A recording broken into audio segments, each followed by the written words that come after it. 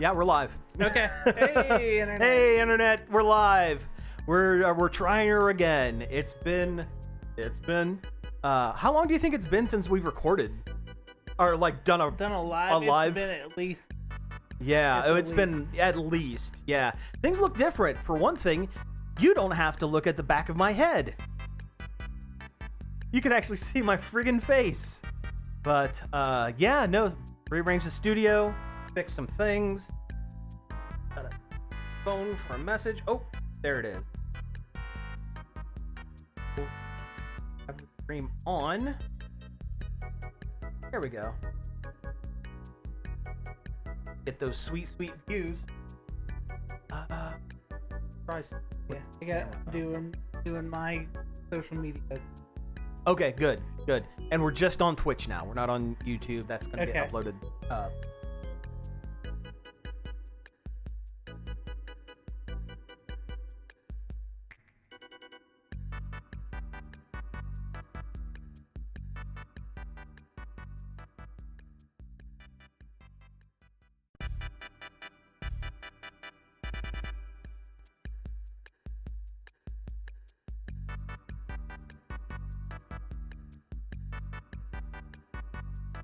Okay. Thought I had broken the camera there for a second, but I guess not. That's okay. Posted. Excellent. All right. The blue sky. Oh, yeah. I was posting pretty regularly on Blue Sky there for a while, and I've just, like... it's gone into Twitter mode where I just don't. Yeah. I forgot to put... Oh, Eh, well. whatever. Oh. Probably turn off the old fan, so it's going to get real warm in here.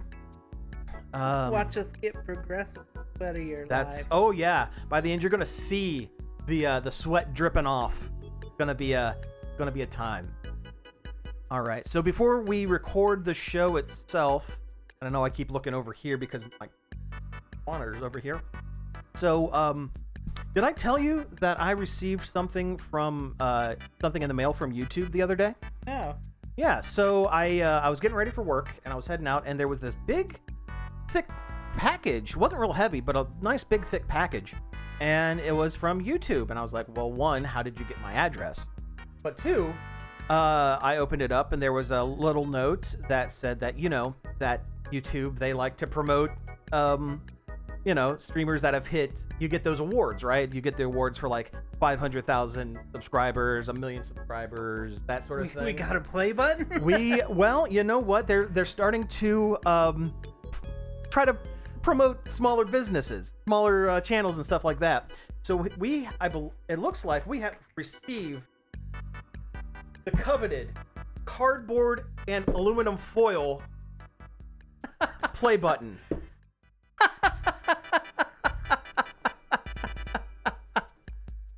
Surpassing 8 subscribers. Also, the backwards E really does it. You can see where they spelled it Nerd Overlord, like many people do, and they had to scribble it out. And I like at the very bottom, it says, you did it, with a smiley face. Let me hold it up here so people can see. And you know what the fun thing is with this? And don't look at the back, because it is cardboard. Don't look at the back. But the fun thing with this is, if you put it in the background, oh yeah, nobody's gonna know that it is handmade out of the finest cardboard and masking tape. So we're gonna set that sucker right here, and we did it. We did it, guys. It does look like we have a play button now. It really does, doesn't it? Oh yeah, straight from YouTube. The finest prop comedy here. Hey, you know what? We do video now. We can do prop comedy. That's true. That's right. So I'm gonna get started on my close-up magic journey. There you go. I'm gonna work on my Type 5. Yeah. I'm gonna work on that a little bit. What's the deal with airplane food? So good. Yep. And I'm gonna hide that and do the same exact bit next week when Josh is here. No, I mean, I'm going to hide it and present it this way. Nice. So that Josh can see it as well. If he's not watching this. Who knows? Who knows? Do we have tours current? Might.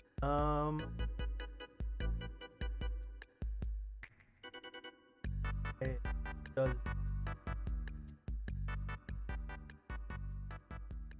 Oh yeah, we do have a couple of viewers.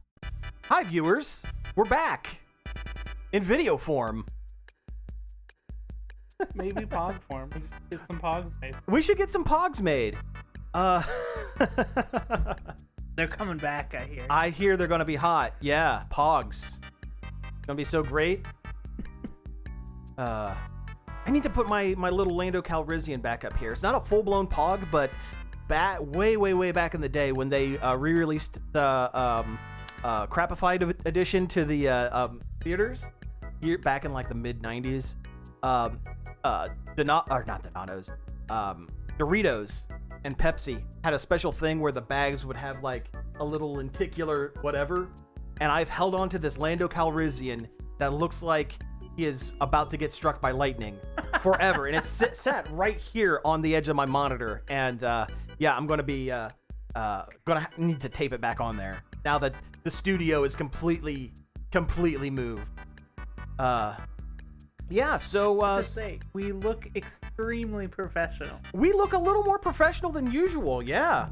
What if I do like this? And it's not just because of the play button, but it does help. The play button does definitely help. It gives us an air of authenticity. Hey, fake it till you make it, man. No, the last thing I need to do in here is actually rearrange some of the shelving, just because I want to put more cool crap on the walls. And yeah. I'm gonna scoot this over so everyone can see the entirety of that play button. Oh yeah.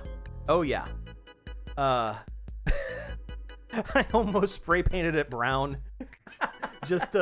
I almost left the cardboard, but I was like, you know what? We're gonna make it work. I mean, YouTube decided we were gonna make it work when they send us. When they sent it to us. When we reached 8 subscribers. 18. 18. Oh. I did it wrong, but it's 18, and that is our actual number currently. 18. Nice. Yeah. All right. File.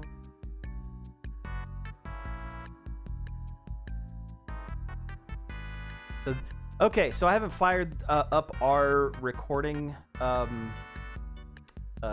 software in a minute, and I forgot that I moved a bunch of stuff around on my PC. So it's going to take me a second to pull, like, you know what? This is for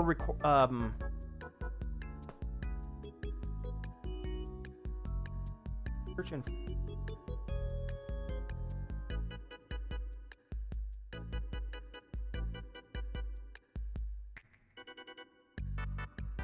hey, that fixed it. Holy cow. All right. Everything's coming up Millhouse. All right. So, yeah, we have a show to do this evening. It's going to be a lot of fun. Just as a reminder, unless we can work it in, naturally into the show, any messages in chat we're going to ignore, because we got to pretend like we're on the radio with this, because eventually it will it will be on the radio. But yeah, and by eventually I mean tomorrow evening. Not 8 p.m. but 9 p.m. Been saying that wrong forever. But yeah, listen, we appreciate you all coming out and watching, and yeah, ready to do you need headphones, or do you just want to No, I'm good. You're good? All right. You know what? Seconds, I'm going to put the headphones just a moment so I can make sure everything's sounded okay. And see. All right, I sound good there. Cody, why don't you? Heyo. Okay. Yeah, my levels are good. One more time. Hey. Perfect. Actually, I think you need to go. David Pencil music. Yeah.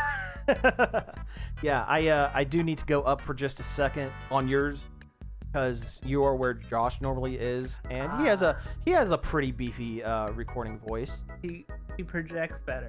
A little bit, just a touch. But yeah. And has a more pleasing baritone than my shrill nightmare voice. That's all right. I've recently discovered that I am also incredibly nasally, I never thought I could hear it, and now that I've picked it up, I can't not hear it. So, okay, yeah, it sounds good. Yeah, all right. Do you have an intro for the show? Yeah. Okay. Yeah, whenever you're ready. Hey everybody, welcome to Nerd Overload, the pop and geek culture show that knows kindness is the real punk rock, but also talking into microphones about comic book movies is also punk rock. It's the most punk rock. Well, no, kindness is the most punk rock, but it's close second. It's close second. That's right. I'm Sam. And I'm Cody. And thank you all for tuning in this week. We have a great show for you this week. We're going to be talking about Superman for a bit. We're going to try to keep it, what do we say, spoiler light? Yeah. I mean, it's been out for a couple of weeks, but this movie's good enough that you don't want to get spoiled on it. We might get into a deeper one next week when Josh is here. But we're going to keep it spoiler light, but we're going to talk about it. We got some other news, and we actually have some voicemails, corrections, and messages that have come into the show like a month and a half ago. So we're going to play those as well, I promise. But anyway, let's get into some things we have been checking out. I haven't programmed the soundboard back in. Oh. Check it out. I still want to get a band or like someone to cover it. Yeah. Yeah, so we are not just using... A live band version of that would rule. Oh, yeah. I've been I actually bugged Jordan's dad about it once. And he's like, yeah, sure, that's kind of weird, but all right, we could try it. So, yeah, because he and BJ have a band. This is all getting cut out. Nice. But yeah, he and BJ actually have a band. I don't think they've practiced in a hot minute, but Hannah's Basement, because Hannah is BJ's wife, and they practice in their basement. So yeah. All right. So anyway, let's talk about some things we've been doing. Do we want to talk about anything prior to the Superman discussion, or do we just want to jump right into Superman? I mean, I could talk Donkey Kong Bonanza real quick. Yeah, do it. That just came out last week. It's been a week now. Yeah. I've finished the main story. Mm-hmm. It's incredible. It's the game that the Switch 2 should have launched with. Yeah. It is one of those all-timer Nintendo good ones. Like every couple of years they come out with a game that's so good that it reminds you why you play Nintendo games. Sure. And this is one of those. I think Breath of the Wild was one of those. Yeah. It might have been between that and Mario Odyssey. I think those were the last two that were really Tears of the Kingdom. Tears of the Kingdom, sure. I mean, I never finished it. It expanded on Breath of the Wild enough that I think I had just as much fun with it. Cool. So. Very cool.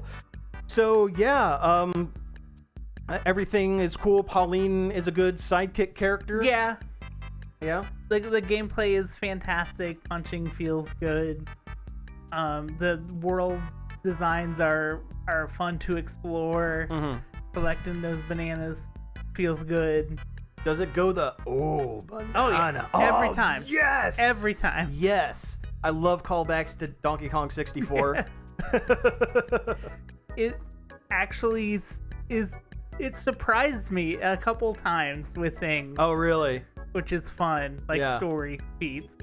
It's kind of wild. I've heard it has a pretty decent story, which is weird to think because Donkey Kong's whole thing is, I like banana, get banana. Get banana. Well, Pauline has wants and dreams. Oh, sure, yeah. But no, that's really cool. It has light continuity with Mario Odyssey, right? But not like a huge amount? Yeah. Okay. It does. To some extent. If I say what it is, it'll spoil the entire ending, so I'm not going to do that. Don't talk about that. But have you tried the 2-player mode? No. No? I was listening to another show the other day, and the guy said, "Oh yeah, no, I tried the 2-player mode with my wife, and she is trigger happy." So he goes, "I don't actually know how to beat the first 3 bosses because she just spammed the yell button." And he said there was another part of the game where they were in a tunnel, and she mashed it so hard they had to reset the game because they were incapable of moving past all the brick onomatopoeias that shoot out of out of her mouth. So yeah. That's why I didn't do it, because I knew it was gonna like make the game trivial. Yeah, it's almost like instead of Pauline being the little brother mode, like the second player mode, you should give Donkey Kong to the little brother and have Pauline be like, oh, you need help with this? Okay, let me be responsible and press this once or twice instead of just I've seen people say that the smashing everything gets boring, and I can't see that. It probably does if you do it wrong. Okay. I have a feeling these people are just breaking everything. Sure, just like, because. Just because, want or to get down to the to the point where they can't break it anymore just to see. Yeah, that seems lame. Or maybe there's a secret in there, and it's like you can use the sonar clap to see things around you and guide you in the correct direction, so you don't have to just smash everything. They're not going to hide things from the sonar. It's a Nintendo game. Yeah. They want you to collect all the things. Did you get all? Well, the requisite 777 bananas? I have not gotten all that. I've gotten to there's a very final long challenge road style thing at the end. And it is so hard. I have not finished it. It's nice. It's very long, and it makes you start all the way over when you die. Oh man! So it's extremely difficult, and I have not finished it.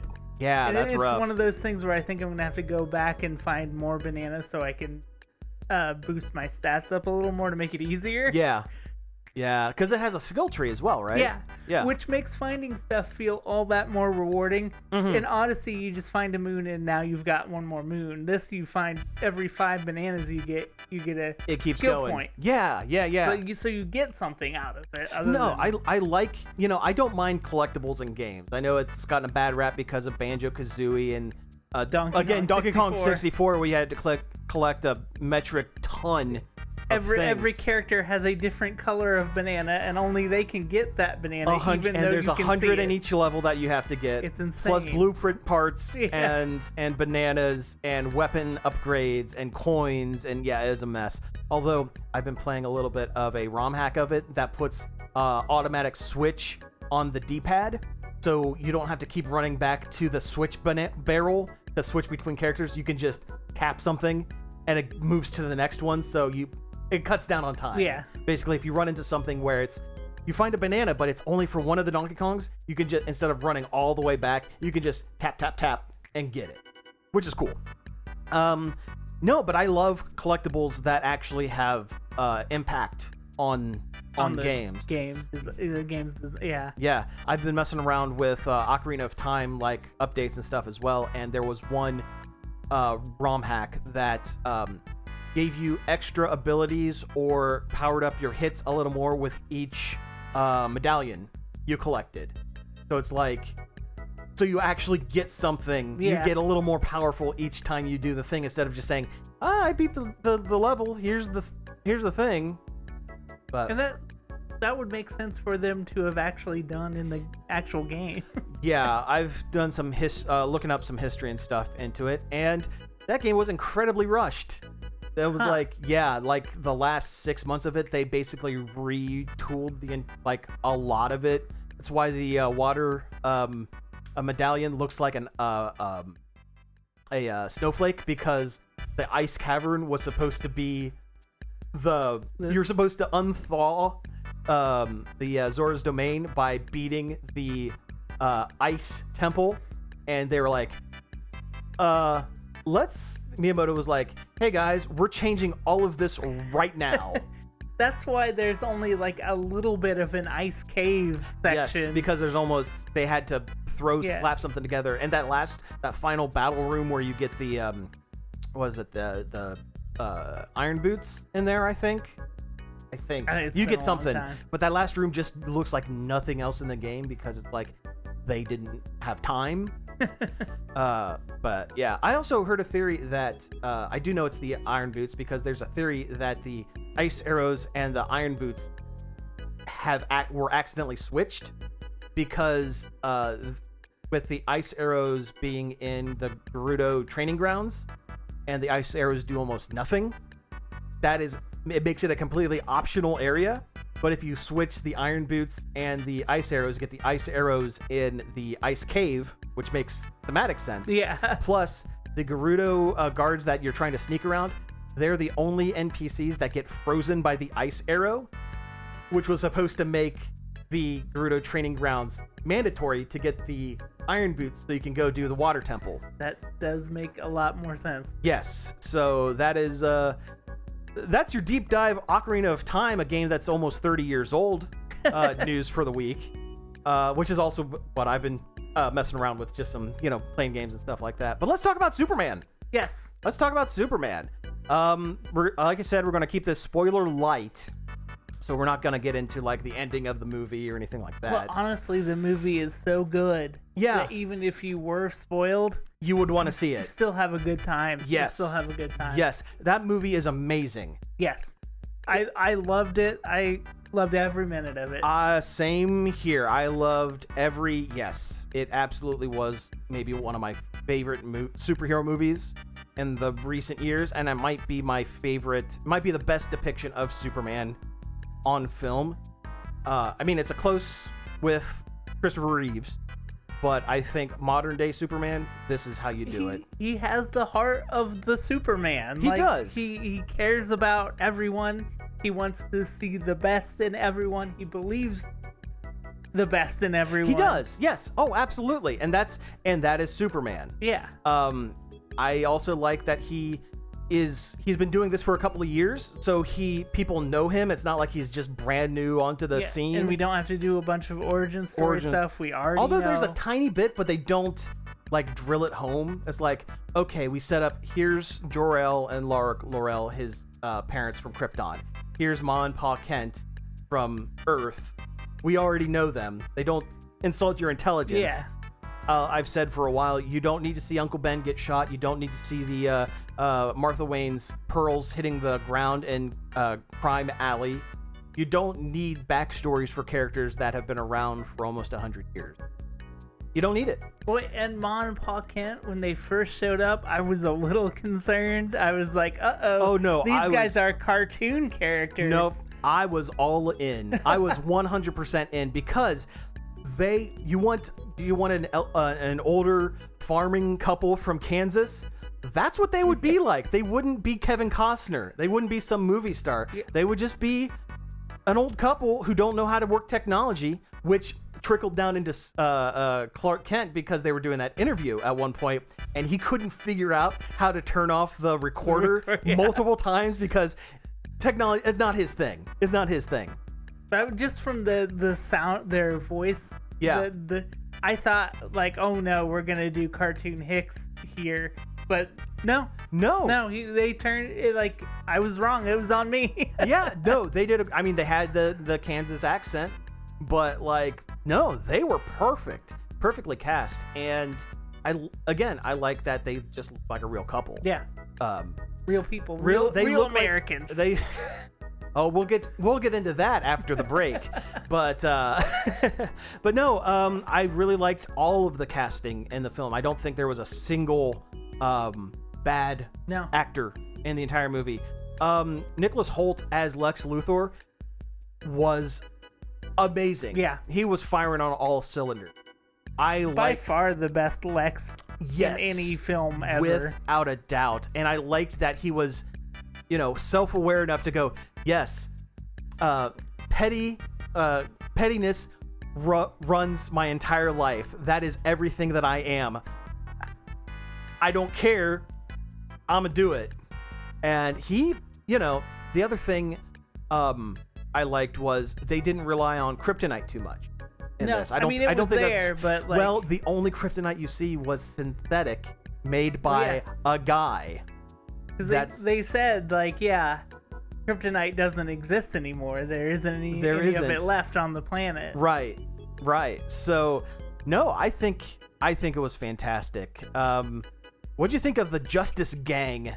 All of them were great. I wish we spent more time with And I understand it's a packed movie already, and I understand why it went the way it did. Mm-hmm. But I would have liked a little more Hawkgirl. I feel like she got the least characterization out of all of them. She did, and but I have a feeling they're eventually gonna do a Justice League movie, because you've got to do a Justice League movie. They set up the Hall of Justice, which was Cincinnati's own Hall of Justice. Yes. And I have a feeling they're going to go into more of her stuff in those films, because she's going to be on the Justice League. She's going to show up on Peacemaker too. Oh yeah. Oh, she is. Yeah. Well, then we're going to get some of that there as well. I loved the cameo by Peacemaker. Yeah. On the you knew he was going to show up. Oh yeah, somewhere. And he was just spouting nonsense. Yeah. Basically. Nathan Fillion as Guy Gardner. He is the epitome of a James Gunn character. He's good. He's a good guy, and he's good at what he does, but he's a complete a-hole. Yeah. Yeah, and there's a scene that he's talking about. This happens early on in the movie, so I don't think it's really that much of a spoiler. Plus, the clips are online at this point. Talking about Superman's hypno glasses. Like, he puts on the glasses, and that's how people don't recognize him.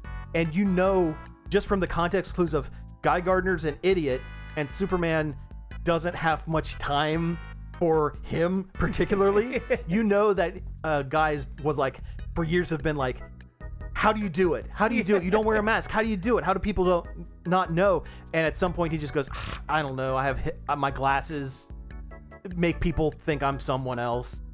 And that locked into a guy's brain is like, yes, that is the answer. That makes perfect sense. That makes all the sense in the world. Mr. Terrific, deep cut character, maybe one of the best fight scenes in the movie. Oh, his character was hilarious too, and cool. What if Lex Luthor were a good guy and competent? Yeah. That's it. Because they have the same, intellectual powers. They have the same amount of technology and access to things, but one's a good guy who is kind of he's got a bit of, he tries to hide the fact that he has a bit of an attitude and an ego, but he absolutely has an ego because he's the smartest guy on the planet. It's more deserved in his case. Yes. Because Absolutely.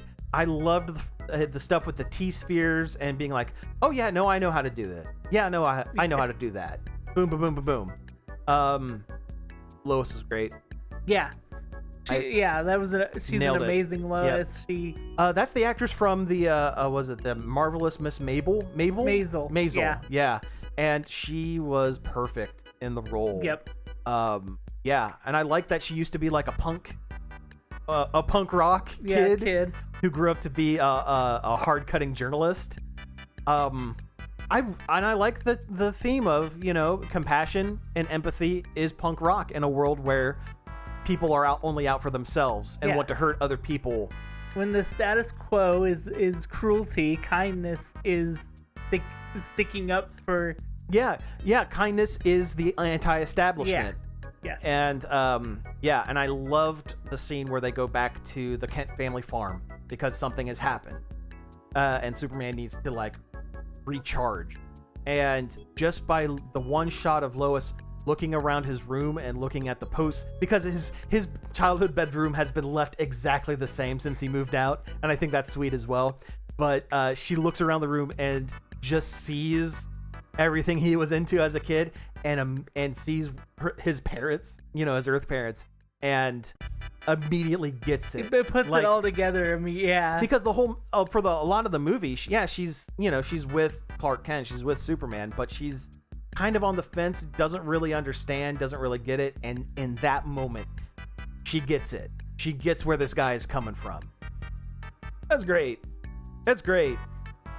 Also, Clark's favorite band being that made up pop punk band is like, oh, they're not punk. It's like, hey, they're pretty punk, No, that was awesome. Let's talk about Crypto. Crypto was great. Yes. He's a little bit of everybody's dog. Everybody can see their dog in Crypto. Yep. I think the concept of what if Crypto wasn't a good dog? He's a bad dog. Yeah, but that's such a clever twist on it. It is, and then it's more fun. And later in the movie, you discover why specifically why he is a bad dog. Yeah. But we'll talk about that next week. That's maybe a little bit of a spoiler.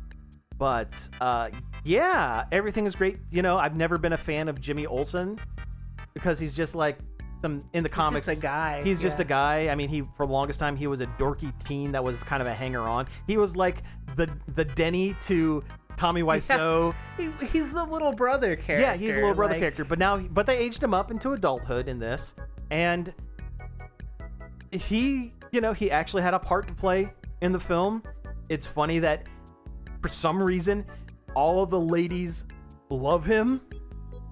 Like throughout the entire movie, anytime they run into somebody, you see women in the background like giving him the eyes a little bit, and that's hilarious. Big fan of Cat Grant. You could say we're both. We're two big fans of Cat Grant. Yes, I think it's great that they brought in the wider Daily Planet cast. Yeah, Steve Lombardi is always a funny character. He is. And he maintained that in this movie as well. Yep. I like that they stuck with the current trend of Perry White being black, because this comic was started in the 30s.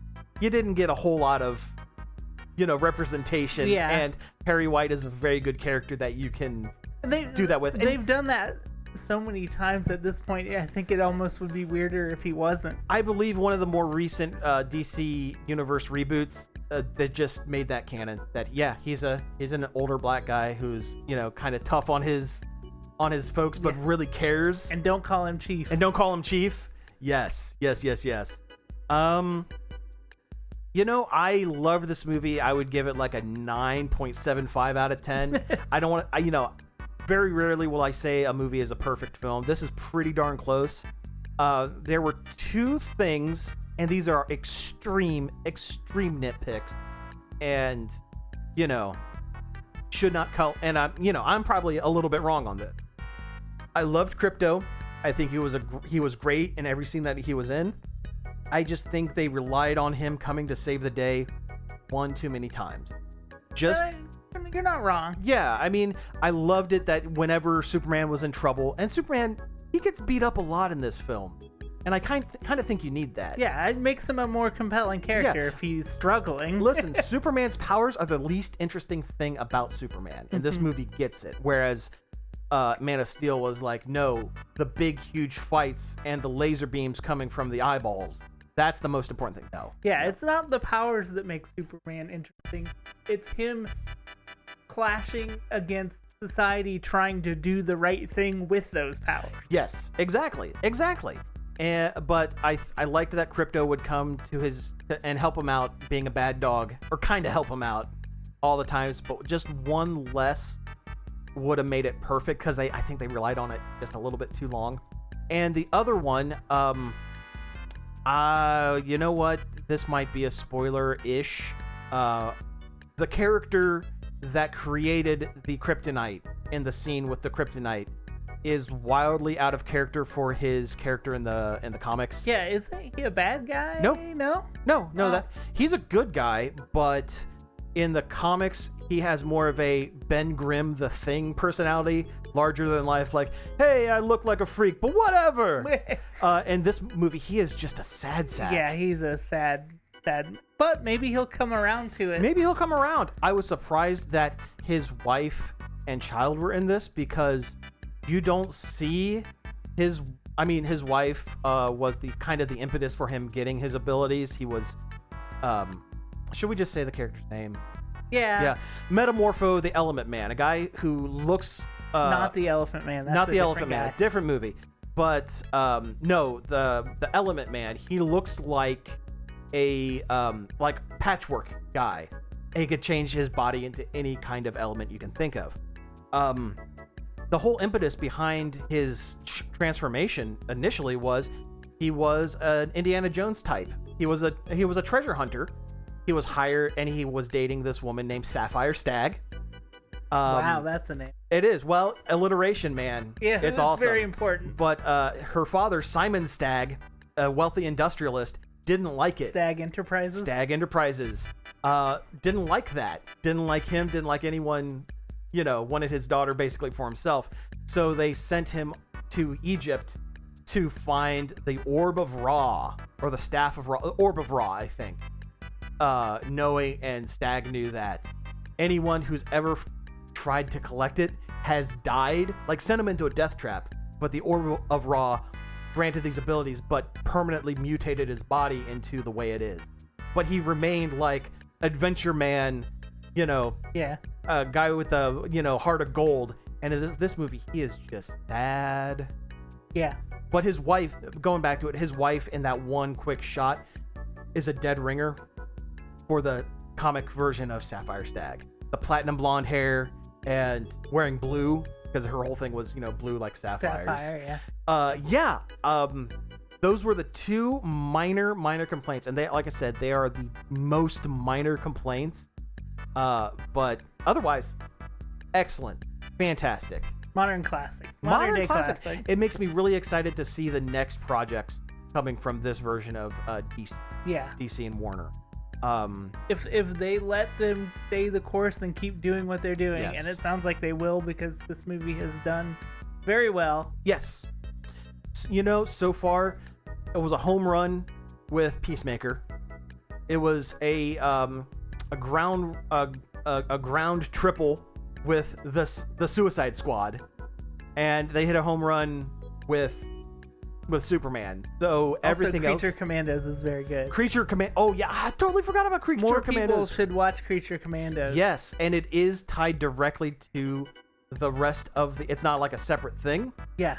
Frank Grillo, the guy who played Rick Flag Sr. in Creature Commandos, is in this as Rick Flag Sr. Yeah. Same guy, looks exactly the same. Also, the people that they cast to voice characters in Creature Commandos just happen to also look pretty close to their animated counterparts. And the country, Barovia? Barovia and Jahanpur. That's part of Creature Commandos. Mm-hmm. Like, if you liked Superman, you should watch it's a good Creature addition. Commandos. Yes. Because it is just as good. As good. In a different way. But it is completely different way, but it's very, very good. I can't wait. So their next projects, they have the Lanterns miniseries coming out. And while it's going to be following new recruit Jon Stewart and veteran Hal Jordan, Nathan Fillion said that, oh yeah, I show up for a couple episodes and it's the most F-bombs I've ever dropped in a single project ever. So I'm looking forward to that. Yeah. They're working on that. The Supergirl movie's coming out, which I'm really excited for. And there are options on the table. Go ahead. Never mind. No, go ahead. No, it's gonna spoil. Oh yeah. No, we'll talk about that next week. Yes, but the projects that are currently on the table, they're looking at because of the success of Superman, a Jimmy Olsen miniseries, which, in the comics, Jimmy Olsen has accidentally gotten and lost about 1 billion superpowers. He was Giant Turtle Boy at one point, for crying out loud, back in the 60s when things were weird. But a Jimmy Olsen miniseries and a Mr. Terrific miniseries. Mr. Terrific just deserves a movie. He does. And the Superman movie sets up the potential for about 5 or 6 other projects. Yeah. I've heard they're fast-tracking Wonder Woman now. They are, and there have been rumors about a casting. There hasn't been anything official. That's why we're not talking about it this week. But there have been a couple actresses that have been tentatively tied, and they're not huge celebrities. They're, I like that they're going with not huge celebrities. Yeah. For the casting. Well, they can do then they can do TV stuff too. Yeah. Oh yeah. It's like half the people in the Avengers aren't going to show up on the Disney Plus miniseries. No, just Jeremy Renner. Yeah. And even then, he doesn't want to do it anymore because they don't want to pay him enough. Well, yeah. Plus, he almost had his legs ripped off. But, yeah. Which I can understand. Yeah. That's understandable. But yeah, no, you can get these people to come in and do whatever. But no, they set up for a Justice League movie eventually, of course. So the engineer, the lady that was like her body was entirely nanites, nanobots, is a character from Stormwatch, the Wildstorm kind of half imprint that was absorbed into DC about 5, 6, 7 years ago. and they mention that the team that she's on is called Planet Watch, it would be very easy for them to bring in Apollo and Midnighter and some of the other characters from that, lesser knowns, and have a movie or a show about the clandestine Black Ops version of the Justice League, basically. And I'm glad that James Gunn seems willing to do different things with the character. The Clayface movie that's coming out, he said, is a full-on horror movie. It's a horror movie, yes, and I can't wait for it. He officially said that he doesn't want to do the same thing over and over again so people don't get bored, which sounds like a direct stab at Marvel. Yep, sure does. Sure does, because much as I like the Marvel movies, and, I am going to see Fantastic Four First Steps, but the excitement's kind of down a little bit for it. Yeah, I am officially going to go see it on Saturday. Yeah. Which is when this airs. So. Yeah, you'll have seen it by the time people listen to this. Yeah. But I'm not as stoked about it as I was previous of seeing Superman, because I know it's not going to hit those highs. It's not, because Marvel has a formula. They're afraid to break the formula because they know what works. And that, more than anything, is causing the superhero fatigue that I and a million other people have been feeling. They need to get new talent in there, or maybe get somebody other than Kevin Feige in charge, because I'm tired of. Yeah. I'm tired of the same thing. Yeah, I mean, what was the last movie? Well, Deadpool doesn't count because Deadpool is its own thing, and that's Ryan Reynolds' baby. It was going to end up the way it was, and that's great. And he makes enough money that they're going to let him do what he wants to do. Well, they know that if they cross him and Blake Lively, they will be sued into oblivion. Like that other guy whose name I cannot remember because I believe he lost it in the lawsuit. He lost everything. Anyway, but when was the last time we had a project from Marvel that legitimately broke the mold? I'm going to say She-Hulk, kinda. Yeah. But and that had so much baggage with it that people didn't watch it that should have. Mm-hmm. Yeah. Yeah, but look at any of their projects lately. It has been not like carbon copies, but so similar that it's hard to differentiate them sometimes. Thunderbolts was different, but not different enough. Yeah. What if the Avengers didn't like each other? Yeah. That's the plot. That's the gimmick. And then they learn to. So when you see them next time, they will kind of like each other, but they're snarky. Do you know who that sounds like? The Guardians of the Galaxy. Yeah, but you can't ride on the fact that Florence Pugh is very funny forever.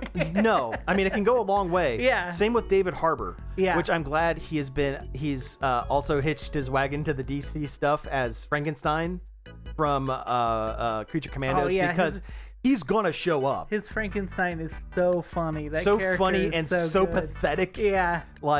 Yeah. We can go on with this forever, and next week we probably will, because Josh also told us that he had seen it in the last couple days. So we all have seen it, and we can all talk about it. Had the same reaction that we did. Yeah, so get ready for a full spoiler 100% talk about everything next week. But I think we're going to go ahead and switch gears and get into some things. Try that again. But I think we're going to switch gears and talk about some news. Get into some news that we've been checking out. Yeah. Checking out our news segment. Yes. All right. We need to leave time for the voicemails, but where do you want to start? I don't know.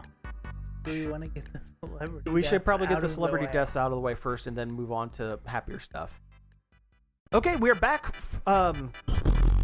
We don't take breaks anymore. Okay, so let's talk about some news. Cody, what do we want to start with? Well, unfortunately, there's been a lot of celebrity deaths recently that we should probably cover. Yeah, we should probably go ahead and rip that Band-Aid off so we can move on to happier things. But yes, there's been a lot here in the last week and a half. We'll start with the smaller one. Was it Malcolm Jamal Warner? who was on The Cosby Show, best known as Theo from The Cosby Show. He passed. Wrong person from The Cosby Show died. Well, yep. But no, and when I first heard it, I didn't go into it. I thought it was, another former child celebrity that has gone down the wrong path, you know what I mean? Because that's happened so many times. Yeah. But as it turns out, no. He and his daughter were out in the ocean swimming and surfing and stuff, and got into some trouble and was able to save his daughter. Gave his life to save his daughter from drowning in the ocean. Jeez. So, it's a sad one, but it's also like, did the right thing. A hero story. A hero's death. You don't like seeing death, but that is... Yeah. Yeah. The next one that hit me more than I thought it would was Ozzy Osbourne. Yeah. I think they kind of knew it was coming. Well, he's had Parkinson's for like the last 20 years. And he just did that final performance. They knew it was coming. That was very much, this is my living funeral situation. Yes. It was a real bummer. And so I've been going back and listening to a bunch of Black Sabbath and Ozzy music. It's good stuff. It's great good stuff. I've really been kind of digging into their second album, Paranoid. Yeah. That it has like 3 or 4 great hits, but boy, there are a couple stuck on ice. Oh no! On that album, there was one that is a 2-minute jazz fusion, just instrumental. I would not have expected that. There's one that is just bongo drums and Ozzy in the background. In the background, it's awful. But I recently discovered one of his more recent songs back in 2020. He did an album, and the song's called "Ordinary Man," and it's him and Elton John, oddly enough. Huh. And the song is about how I've done this, I've done that. This has happened in my life. That's happened in my life. I don't want to die an ordinary man. And I think that's a really good song, in retrospect with what's happened now.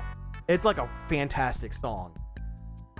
I feel like they're just the same kind of character with different aesthetics. Yes. Yeah, kind of. Yeah, very much. It's the aesthetic that Kiss wanted to have, but was always a little hokey for it. Black Sabbath and Ozzy's stuff is what Gene Simmons wanted and couldn't do. He was the Kmart brand. Yeah. Black Sabbath. But no, that one's really sad. Another kind of more minor one than not, although this one is pretty sad for me as well. Chuck Mangione passed away a couple days ago. Known almost exclusively for his flugelhorn song "Feels So Good," and those couple of episodes that he's on King of the Hill. Maybe you can only play "Feel So Good" because it does feel so good to be alive. yeah, that's one of my the Megalomart explosion. That's one of my favorite episodes, 2-parters on King of the Hill. But no, that's really sad. And I did pull up. I own a Chuck Mangione album, so I popped it on the old record player and listened to it. And I mean, it's definitely a different style of music, but it's smooth. It's good. It's smooth. I dig it. It goes down smooth. And there was one other, wasn't there? It just happened like yesterday or something, wasn't it? Oh gosh. Are you doing a bit? No, there was one other, and I'm trying to Hulk think. Hogan. Oh God. Well, it's a good thing I forgot. Yeah, I thought you were doing a bit. No, I completely blanked on it. Hulk Hogan. I 100% thought you were doing a bit. Nope. That was just me having a brain fart. No, Hulk Hogan, the Hulkster, Terry Bollea, had a heart attack. The roids finally caught up with him, it seems. I'm going to take the if you don't have anything nice to say, don't say anything at all stance on this particular person. That's absolutely fair. I will kind of do a little thing here. There's no denying that he almost single-handedly brought professional wrestling into the mainstream. And, you know, any professional wrestling that you've seen in the last 30-ish years, you gotta hand it to the guy. They built him up into a larger-than-life character. And if it weren't for Hogan, and by extension, the McMahon stuff, which I wish... I'm not going to say that live on air. Another person that maybe another just person don't say anything that about. exists.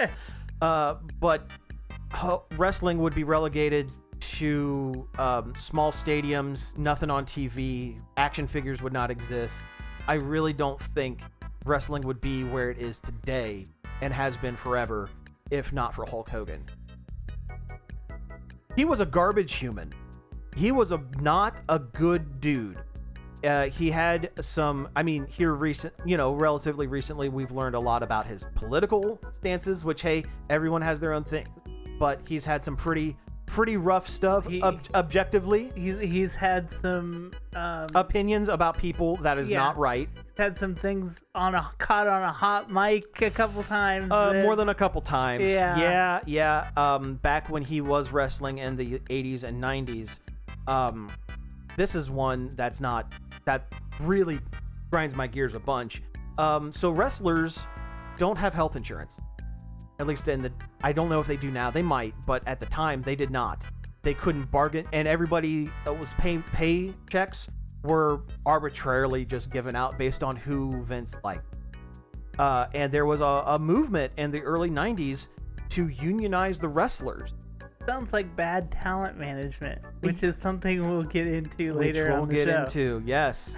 Yeah, almost immediately after this one. But, and Hulk Hogan ratted out every single wrestler to McMahon who talked about possibly setting up a union so McMahon would fire them. He's a scab and a union breaker is what he is.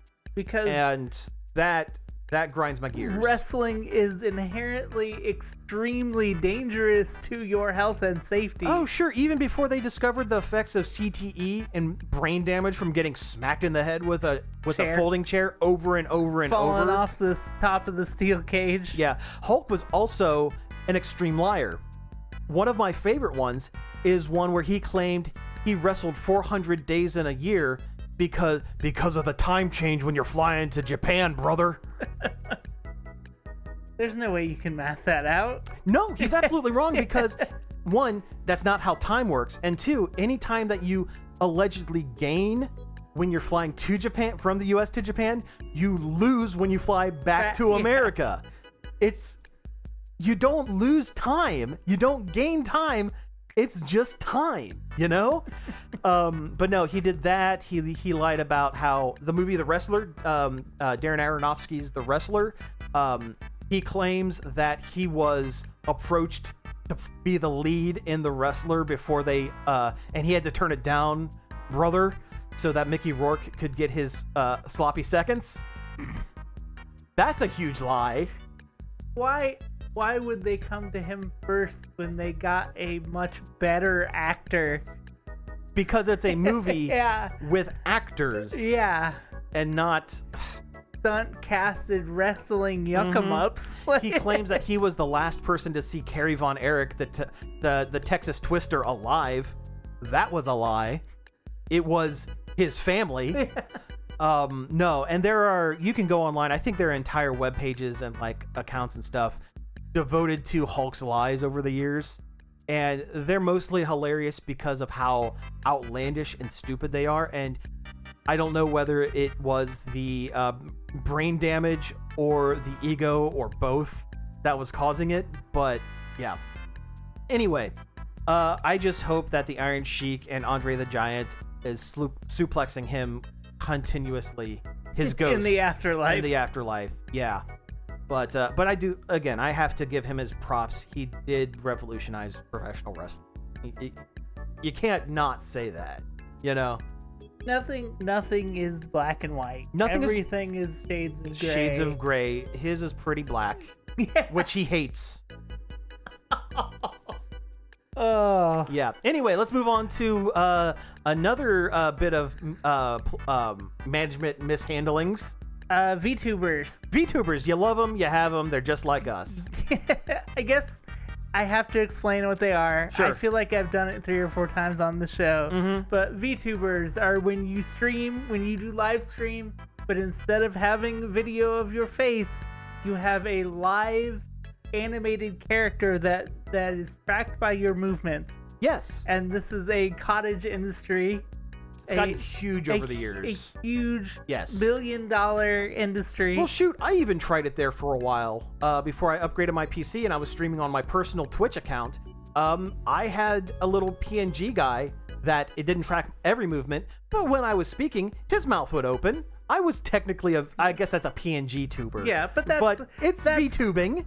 That's splitting hairs. Splitting hairs, yes. Anyway, let's talk about VTubers now that we've set it up. So there is like different talent agencies for these VTubers, just like there's different talent agencies for streamers or anything. Anything, yeah.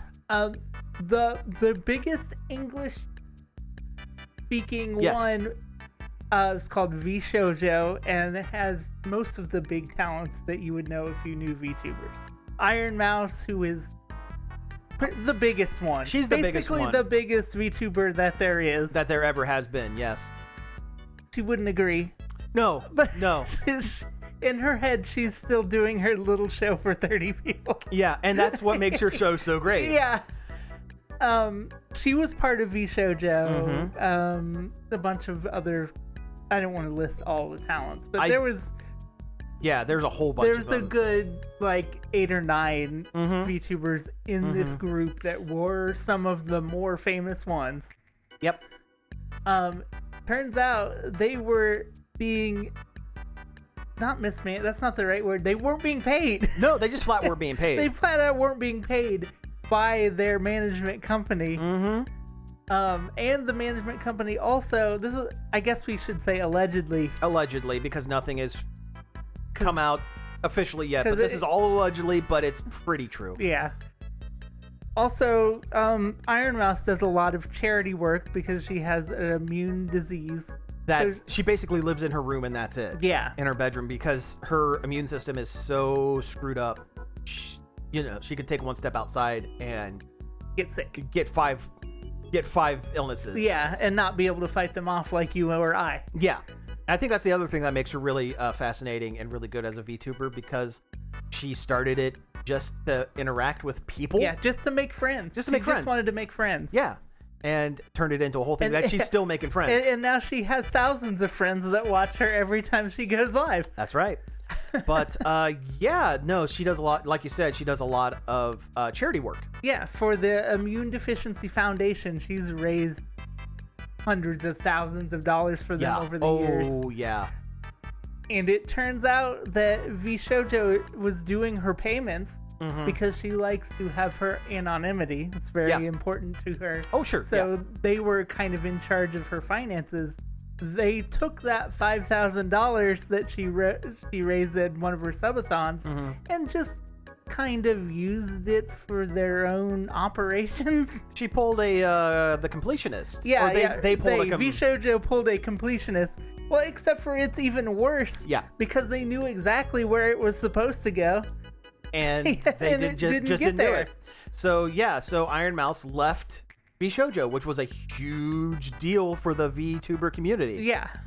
And one by one, the rest of the people in VShojo. Yeah, we're like, hey, I wasn't getting paid either. Oh, neither was I. Yeah, and they all left. Yeah. And now VShojo doesn't exist or barely exists.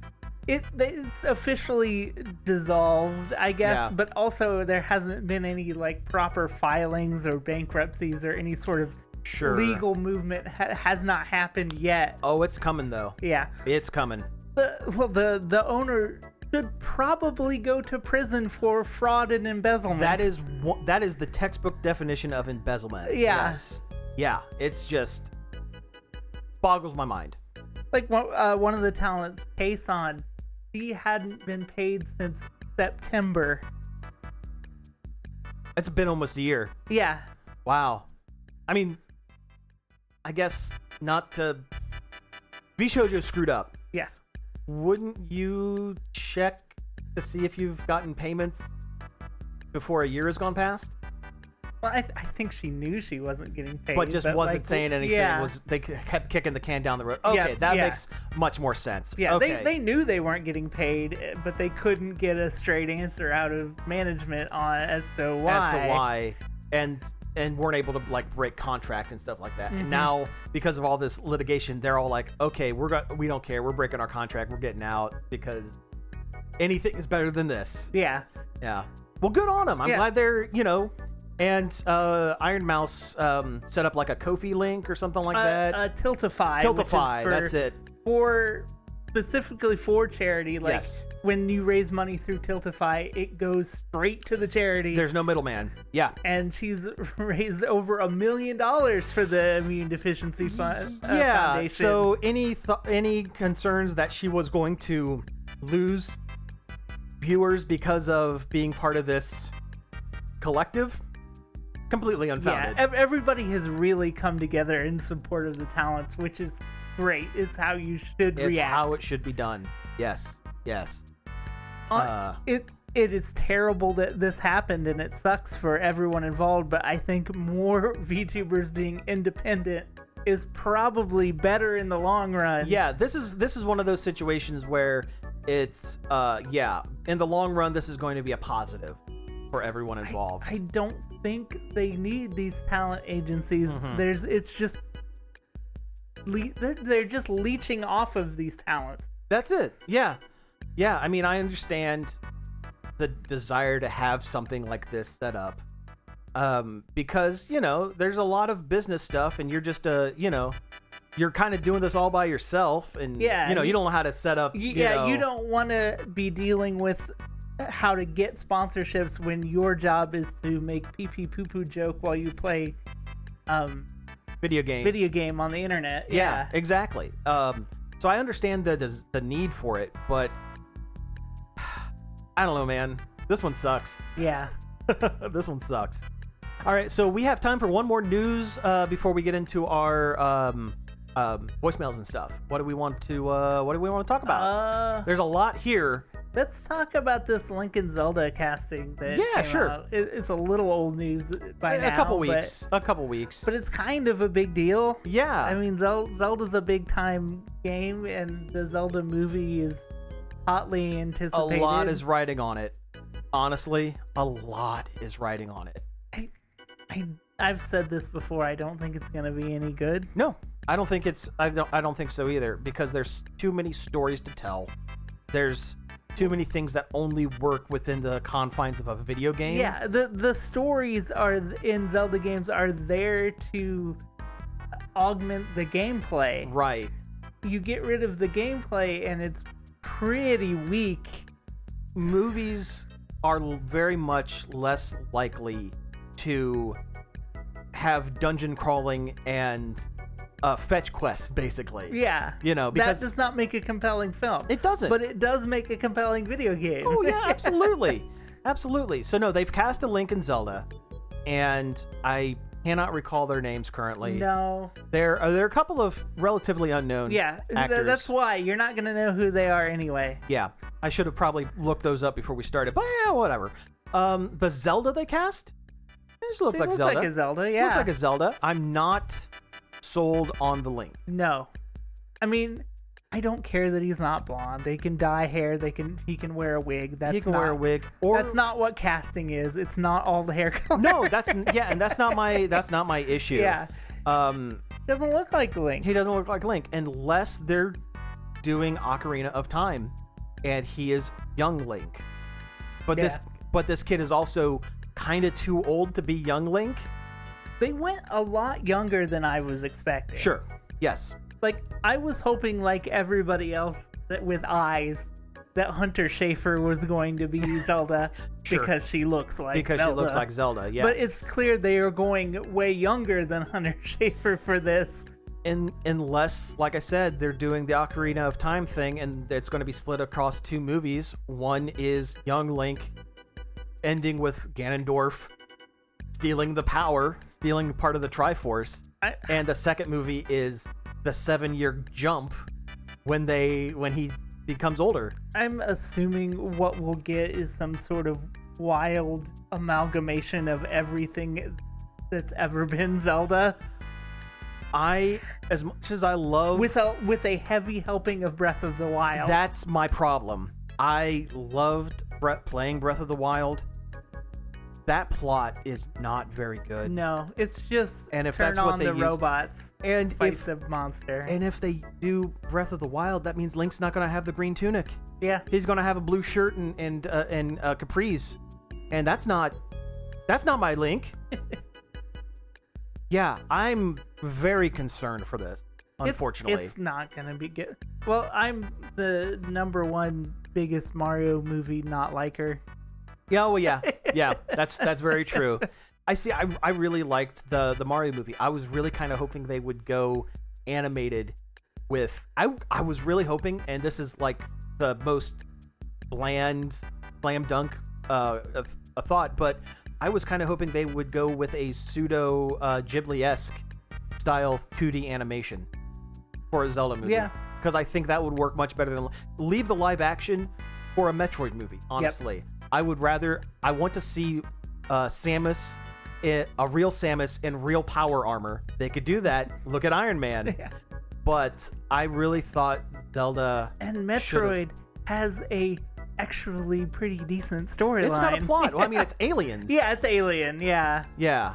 But specifically aliens. Yeah. Where it's the action different. movie. But it's different enough. I mean, you get Ridley in there, the giant dragon man. Yeah. Purple dragon man. Who's also a pirate. Yeah. And there's a cool brain monster. There's a cool brain monster. Yeah. Yeah. You get the little Metroid guys. They're pretty cool. But, yeah, I don't have high hopes. I'll see it. The only Zelda game that had a truly, interesting and compelling storyline is the Game Boy one. It's Link's Awakening. Link's Awakening. I would... Yeah, that would be a good one to make a movie out of. The rest of them are video games. Yeah. Video game stories that work great in the medium that they are in. The Mario movie worked because there's enough cast within the Mario franchise. It's been around for so long and they've added to the lore so much that they could build a compelling story around it, in my opinion. You know. I just think it was too safe. It was a little safe, but you know what? And it was bland and I don't know. Well, it was a little safe. I still enjoyed it. It is safe, but then again, the last movie that Nintendo had done anything with their franchises that one's much better. The Mario Brothers with John Leguizamo. At least it's interesting. At least it did something weird. It was bad. Yeah, it was a bad movie. But it did something different. But it's compellingly bad. But then again, we're also big fans of Max Headroom. And it's basically Max Headroom with Mario and Luigi. It's Cyberpunk Mario, which is such a wild swing. It's a wild take. Yeah. Absolutely. But yeah, but a lot is riding on Zelda because all it's going to take is one bad or even mediocre live action, and Nintendo's going to pull back and just go hard into Mario, and that's it. Which they said they've already are already starting on other franchise films. They're already working on. Oh, there's going to be a Donkey Kong movie. They've already they trademarked something or did something that. Yeah. To make it perfectly clear, they are going to do a Donkey Kong movie. I'm fine with that. Which, at first I was like, why? That's so dumb. But after playing Bonanza, it's like, yeah, it could probably work. Yeah, and I don't know. I didn't hate Seth Rogen as Donkey Kong. No, I didn't either. I thought he was perfectly cast in that. Seth Rogen is very and that's a noise that Donkey Kong literally makes. Yeah, it's kind of cool to make Donkey Kong have an ego and be like, yeah, I'm the biggest and strongest here. What do you want from me? That was the most interesting part of the Mario movie was the not enemies but rival Yes. rival relationship between Mario and Donkey Kong. I like a friendly rivalry between them instead of the flat out like original Donkey Kong. He is the bad guy, Mario is the good guy. Yeah, I want to see more. It's not going to happen, but I'm really hoping the second movie is Mario and Luigi have been living in the Mushroom Kingdom for a while, and they go back to visit their folks or whatever back in, New York or what have you. And there have been these two people that have been masquerading as Mario and Luigi. And they've been kind of causing crimes. Like Mario and Luigi show back up in New York and get arrested because they've been causing crimes everywhere, stealing from the banks and doing all this stuff. And it's Wario and Waluigi dressed up as Mario and Luigi, trying to con people into thinking they're the big heroes and also give me your money. That would be good, but it's just going to be a Yoshi movie. It's going to be a Yoshi movie. Yeah. Because it's called... It leaked that the title is Super Mario World. It's going to be the Yoshi movie. Well, you know what? There was a Yoshi egg that was hatching at the end of Mario. Yeah. Even though Yoshi's appeared in the film. Yeah, but this one's going to be special. This is the Yoshi. This is the Yoshi that's going to talk. He's going to talk like in the cartoon show from the 90s where he always refers to himself. Yoshi always refers to Yoshi in the third person. Yeah. No, I think it's just going to be some normal man voice. Oh, yeah. It's going to be a stunt-casted celebrity. It's going to be... Why did my brain say Michael Rooker? He's going to have like a real deep, old, gravelly voice. It's like, hey... Yoshi. For some reason, I went Sebastian Stan. Yeah. Timothy Chalamet. Timothy Chalamet as Yoshi. That's always my go-to whenever they're stunt casting someone these days. I say, oh, it's going to be Timothy Chalamet. Why not? Aquafina is Yoshi. That would... Yeah. I can see it. I can 100% see it. All right, so hey... I wish I could do an impression of her very gravelly voice. Yeah. Oh, man. Not to make fun of Aquafina's voice. I actually love the way her voice sounds. No, she's fine. She's great. With my story with Wario and Waluigi, I would absolutely stunt cast them as Danny DeVito and Willem Dafoe. Oh, I thought you were going to say Adam Driver as Waluigi. Well, you need someone... That's for the live action. That's for the live action. No, for a cartoon, you need an interesting voice. And Danny DeVito would make a perfect Wario. Yeah. I'm the trash man. I'm the Wario. And Willem Dafoe would... He wouldn't do it. He wouldn't do it. Someone would have asked him about it, and he said, what's a Wario? No, thank you. Yeah. No. Not even no, thank you. Just no. No. But I think him and Willem Dafoe... Wallum Dweegi. Wallum Dweegi. I think he would be up for it. Yeah, he would do it. And he's done voice acting before, and he's got that really interesting voice, and he could be a weirdo. Look at The Lighthouse. What if the next movie is one of the spin-offs is Wario and Luigi, and it's just The Lighthouse? Yeah. I'm something of a Waluigi myself. Yep. All right, so before we wrap up, we do have a couple of listeners submitted comments and corrections and voicemails. User submitted content. Woo! All right. So yeah, let's do our corrections first. So we don't have to make it because you did it for us.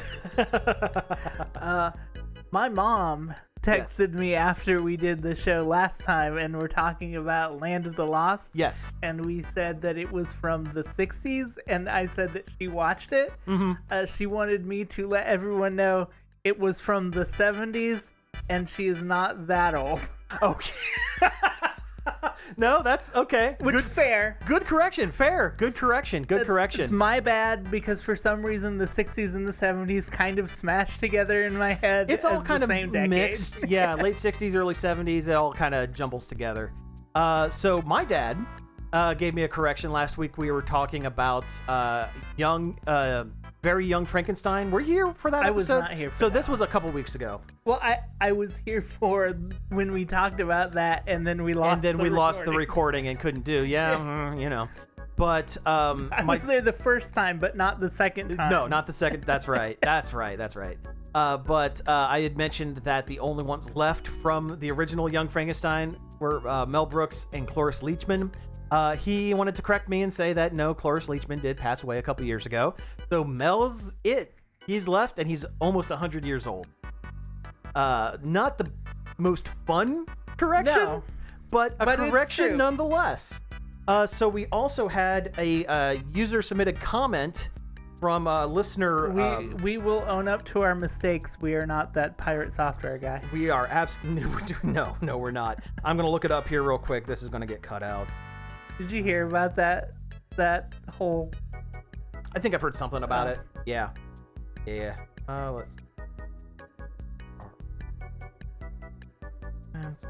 Okay. So yeah, we have a user-submitted comment a couple of weeks ago. Again, I don't think you were here for this one. Josh and I were talking about how he had watched Sonic the Hedgehog 3, and they tease Amy Rose at the end of it. And we asked, okay, what celebrity stunt casting would you cast as the voice of Amy Rose? Because it's gonna be someone famous.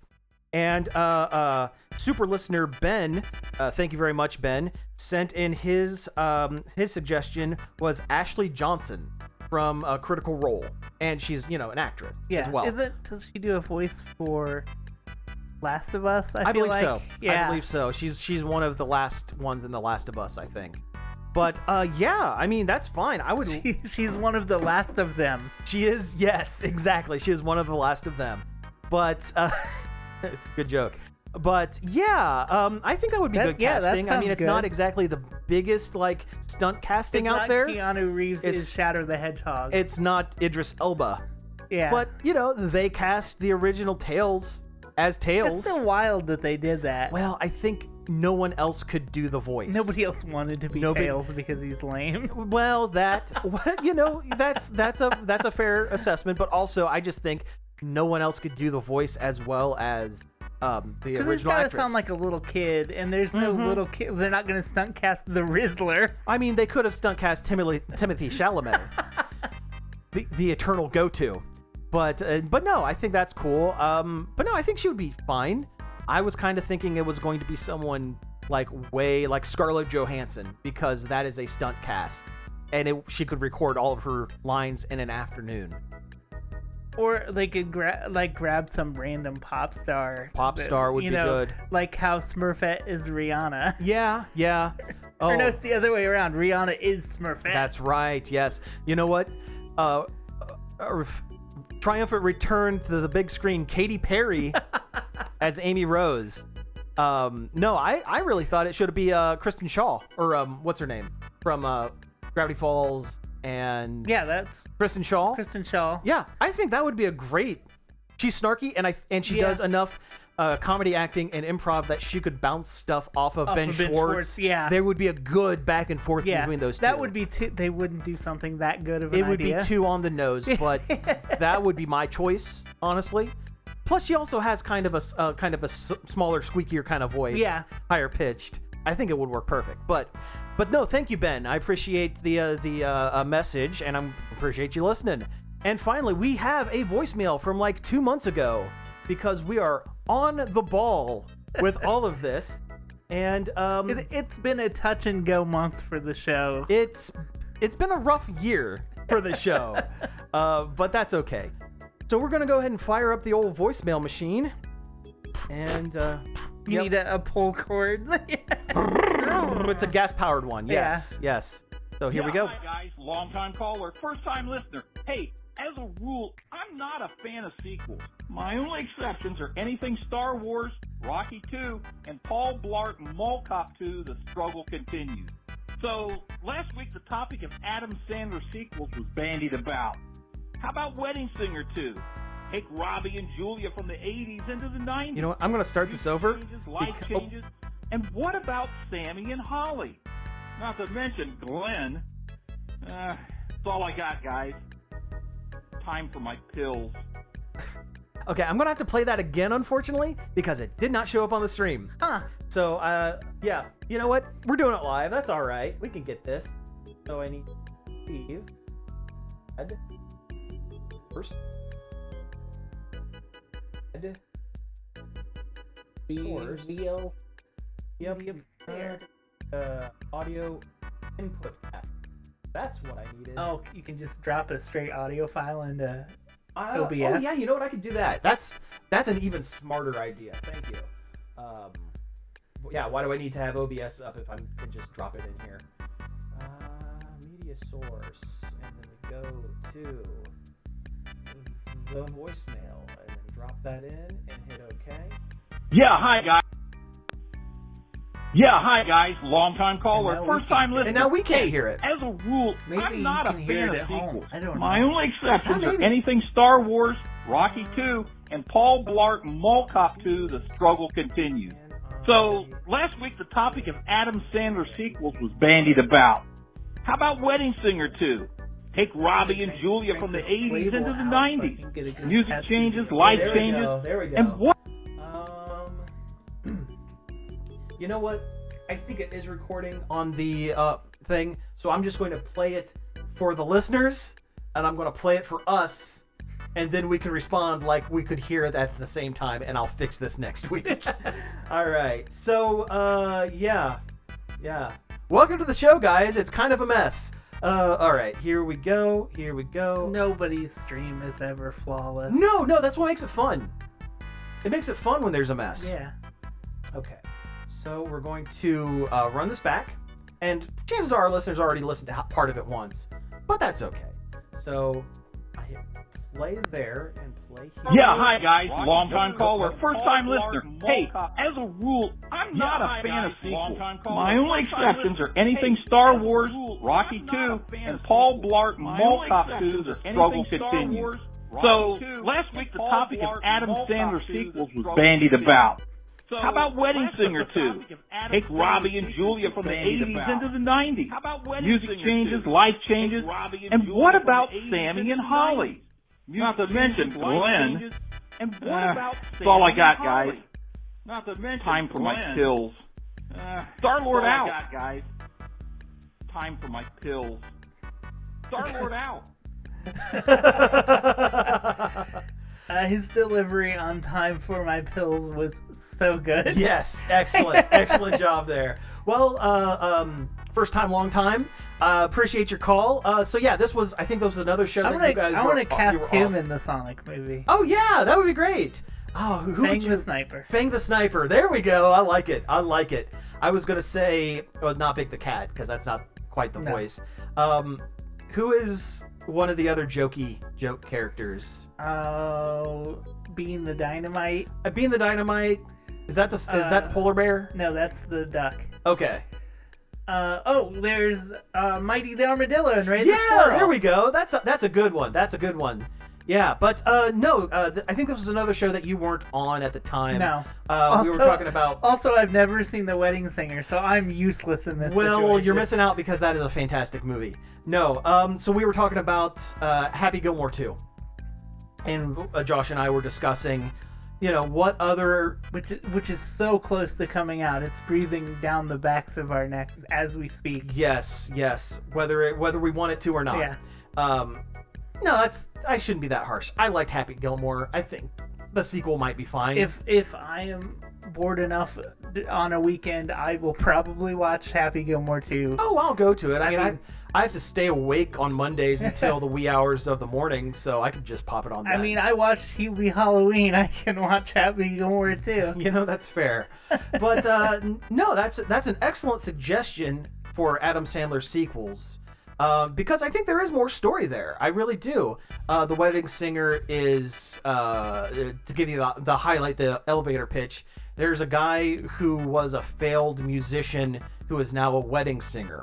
And he falls in love with a girl that is getting married to a real D-bag.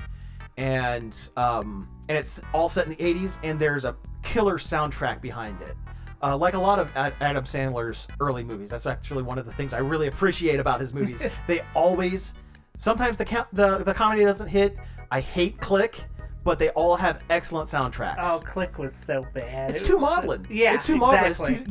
They could have dialed back the sad stuff just a hair, and it would have been fine. But yeah, it was too much. Anyway, yeah, I think moving it to the 90s would be a perfect way to go with it because, a lot of his was like, not quite hair metal, but like, 80s pop hits and stuff like that. and moving into a generation where it's grunge. Well, the 90s is the 80s of today. Yeah. There's a commercial for, is it Capri Sun? I think so, maybe. That brings back all this 90s stuff and makes me feel like an absolutely ancient old man. A lot of that's been happening lately, huh? Yeah. It's almost like we are old. It's almost like we're all pushing 40. Yeah. Yeah. But yeah, I think there is more story to tell in the Wedding Singer thing. I actually it's weird to say because I didn't like it as a kid, but I think they could do a second Little Nicky at this point.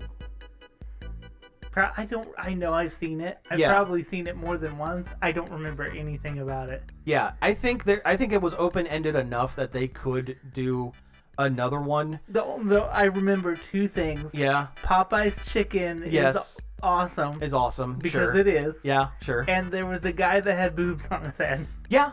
Those are two of the big ones. No, but I think that one could be done. They could tack an unnecessary sequel onto it. They can't do Click. They can't do what are some of the other ones that he has done? Chuck and Larry. I now pronounce you Chuck and Larry. They couldn't do Chuck and Larry. I think there's a case to be made. I can't believe I'm saying this. Big Daddy 2? Yeah, Big Daddy 2 might be, but I'm thinking of just the absolute dog worst Adam Sandler film. The one where he also plays his twin sister. Oh, yeah. They could do another one of those. Is it Jack and Jill? Jack and Jill. Do they need to? Do I want them to? Absolutely not! 50 more first dates. Oh, that would be sad, though. Yeah. Like, it's been 30 years, and she still wakes up every day like it's the first day. That would be so sad. So no, I don't want that. But, yeah, Wedding Singer's a good choice, I think. You can't do Billy Madison again. What is he going to have to do? Go to school again? He has to repeat college? So what? Yeah. Adults take college classes all the time. That's not a big deal. His kid has to go back to... Wait. Yeah, right. Yeah. But, yeah. Well, again, thank you. He has to teach school. He has to teach every grade from kindergarten to 12th grade. And that's a terrible plot. And you know they would do it. Yeah. Yeah. Somebody's writing it down. An executive that is listening is writing it down. You know what? Right as long as Netflix is willing to give him money, he will crank out as many unnecessary sequels to things that he can think of. And I hate to be cynical, but it's the truth. I think they're doing a sequel to Hubie Halloween. They probably are. And it's easy for him. He just does his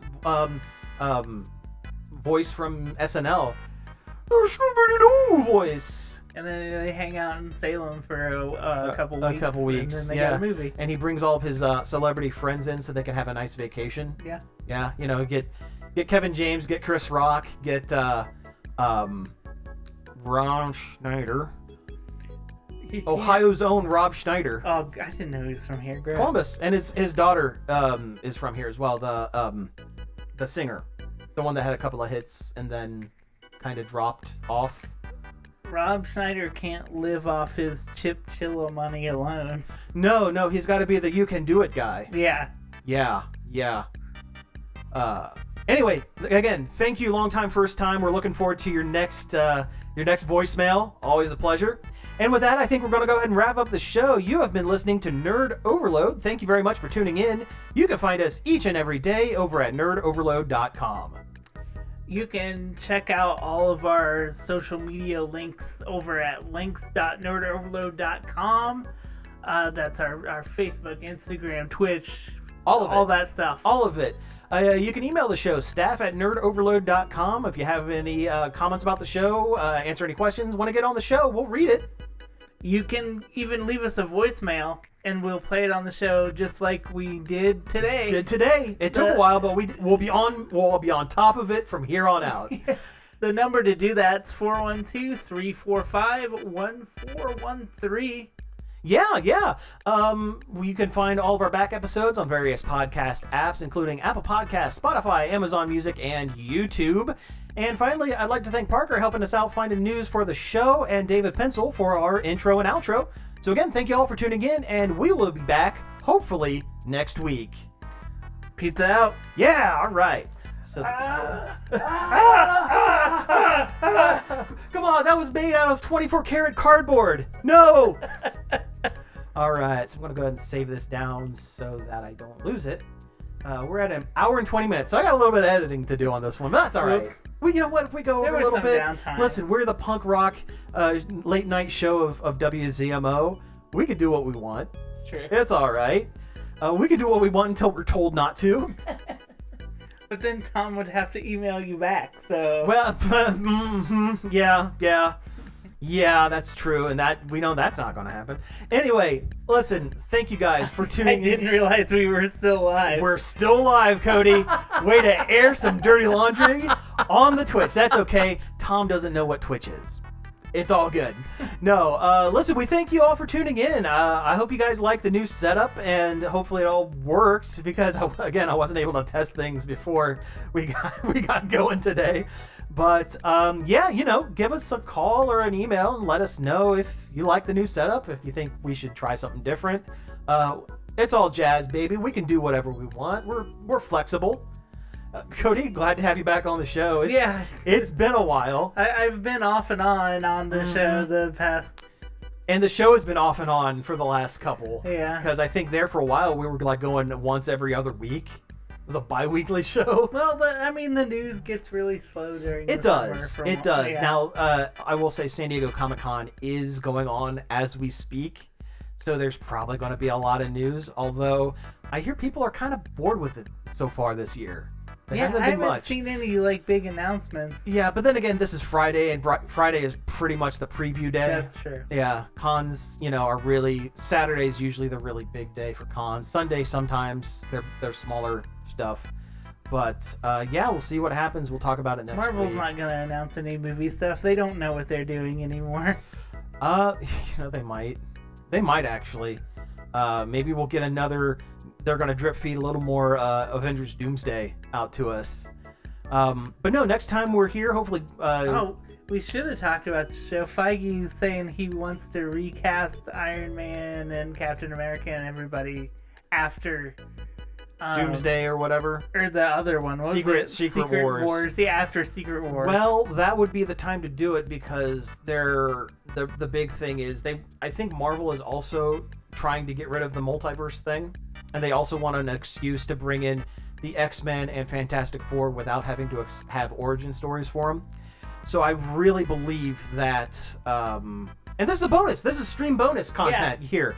I really believe that they're using Doomsday and Secret Wars as an excuse to... Okay, they're obliterating the multiverse. They're folding in what they like, the best parts of everything, into it. And everyone just kind of... remembers that they were here. There's no memory of the previous, Thanos came down, and the Fantastic Four were there, X-Men were there, because they've been folded in continuity, and that's how they're going to bring in the X-Men. And it's going to be an excuse to bring in younger versions of Iron Man, Cap. They've done it a million times in the comics. It's nothing new to comic readers. I think it's going to be too much for standard movie viewers who aren't totally in the know like us, but I really see that's what's going to happen. They're going to use an excuse to reboot the universe, keep the stuff they liked, recast the things that can't be cast anymore, and go from there. What are your thoughts, Cody? Yeah, you're probably right. I don't think people are going to care either way. No, I don't think so either. I don't think you're going to get people excited about another Iron Man. Yeah, if they cast someone like Timothée Chalamet. True. Yeah. I also think that their plan for building a Young Avengers for movies, I think it's finally been it's not debunked, because I really truly think that was going to be their plan. Yeah, they were going to do it. And I think they're pivoting to this multiverse collapse thing, and they're getting rid of the plan, and I hated. They never cash any of the checks they write. No. They always set these things up and then decide that they're not going to follow through. Especially post Endgame. Yeah, and especially if it was something that was on a TV show. Yeah. And it's like remember Hulk and his son on She-Hulk? We're never going to see that. That's never going to be relevant. They were setting up, I think they were setting up his son in that one blink and you miss it, whatever, at the end of She-Hulk as, okay, this is a character we could potentially put in a Young Avengers. I mean, Agatha all along, let's face it, it was just to set up Wiccan, the character. I mean, I love Kathryn Hahn. She's hilarious. And that show was really great. And that show was pretty good. Yeah, I watched at least a couple episodes of it. I haven't finished it, which is how it goes. It took me a couple episodes to warm up to it. Yeah. But I like Kathryn Hahn a lot, but that show, what did we gain from that show? We gained a new teenage superhero. Yeah. And that's it. Hawkeye was a good one. I liked Hawkeye. I liked that he was more of a ground level, not like galactic level superhero type. And it set up Kate Bishop, who is a character I personally like a lot. And she was cool. And she did well. But yeah, we haven't seen hide or hair of her since. I've heard, and I can't corroborate this because I haven't watched it. Ironheart apparently sucked. It apparently did not do well, and not just from the neckbeards that don't like Ironheart for one very specific reason. My mom texted me after she finished it. Watched Ironheart, wasn't very good. Yeah. So, and they were setting up Ironheart to be a teenage Iron Man for the Young Avengers. Yeah. Basically, they're cherry picking bits and pieces here. I watched the first episode of Ironheart, and it was just kind of boring. There wasn't anything like horrendously bad about it. It was just fine. It was fine.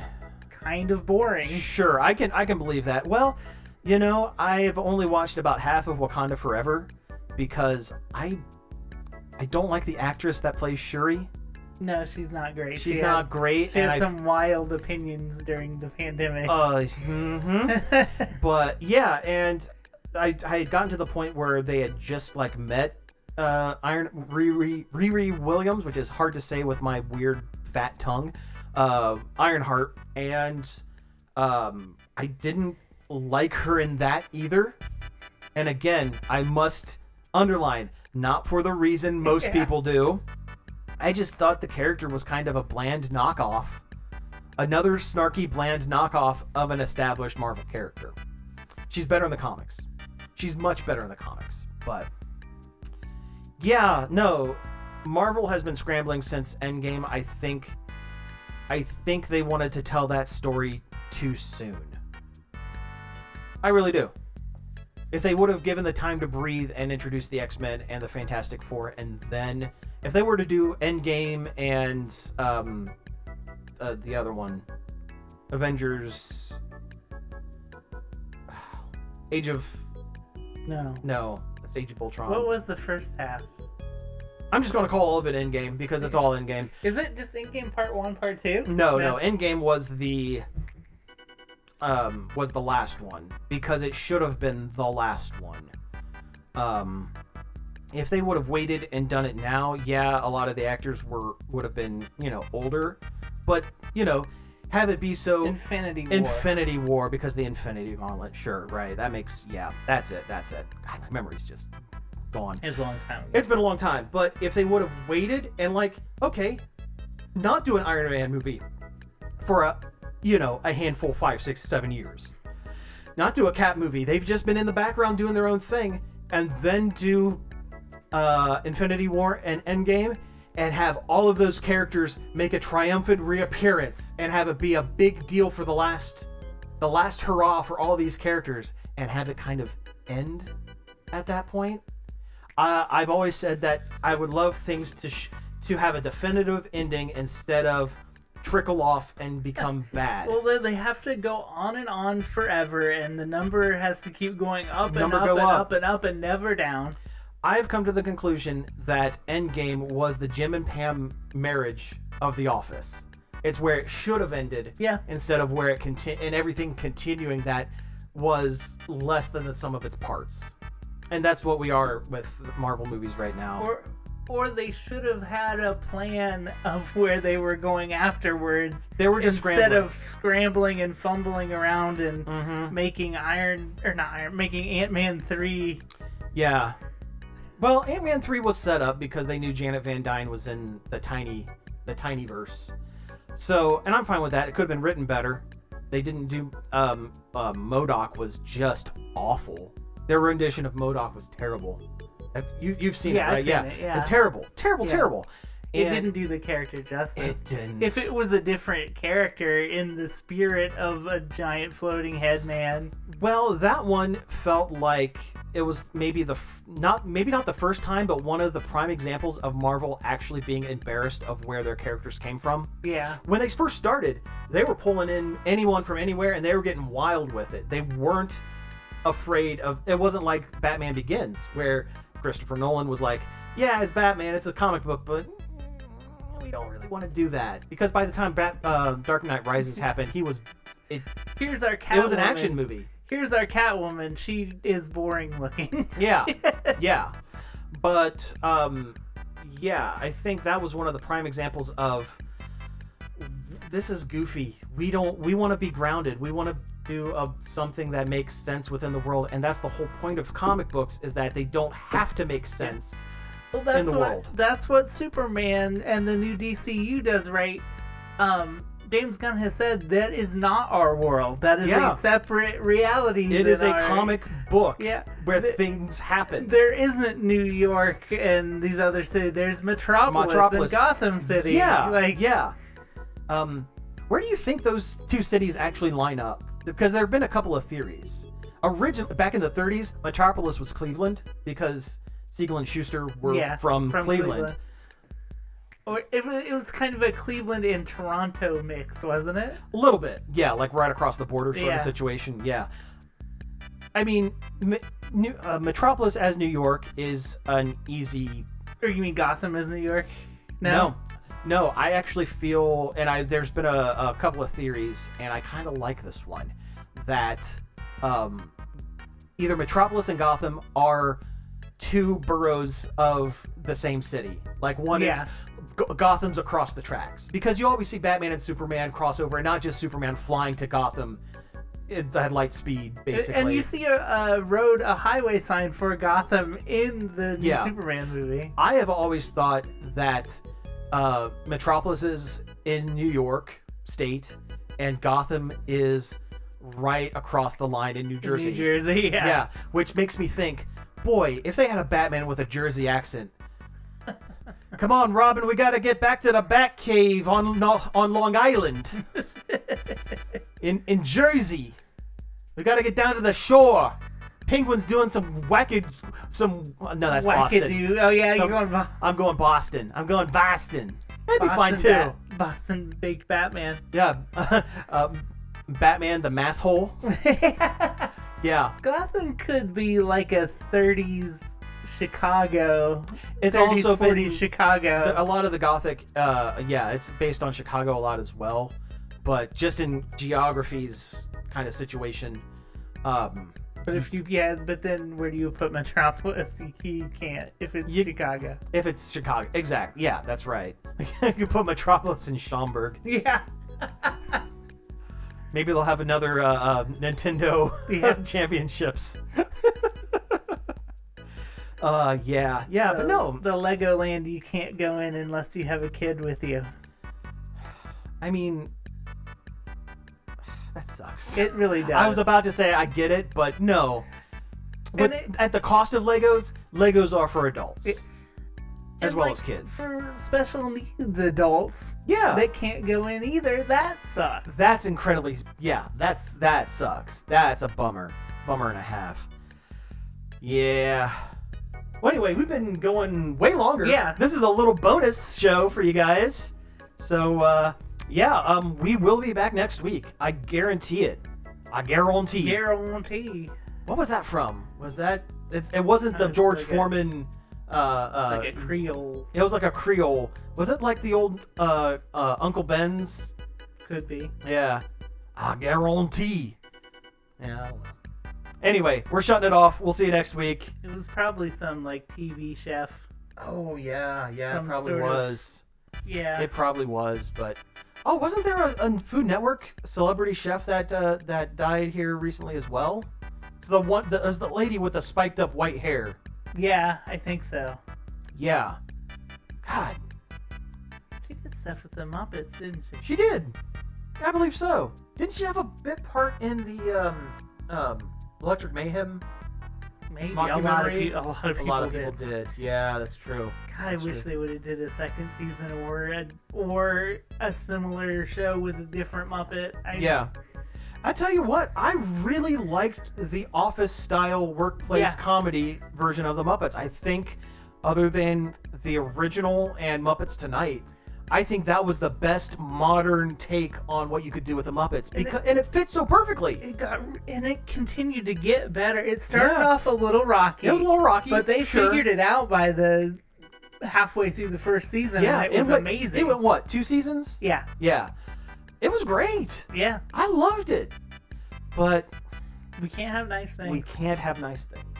So anyway, yeah, let's go ahead and head out because this room is getting to be about 100 degrees. Bye, everybody. Bye, everybody. Point at the camera. Bye, Point at the camera. everybody. Bye, everybody.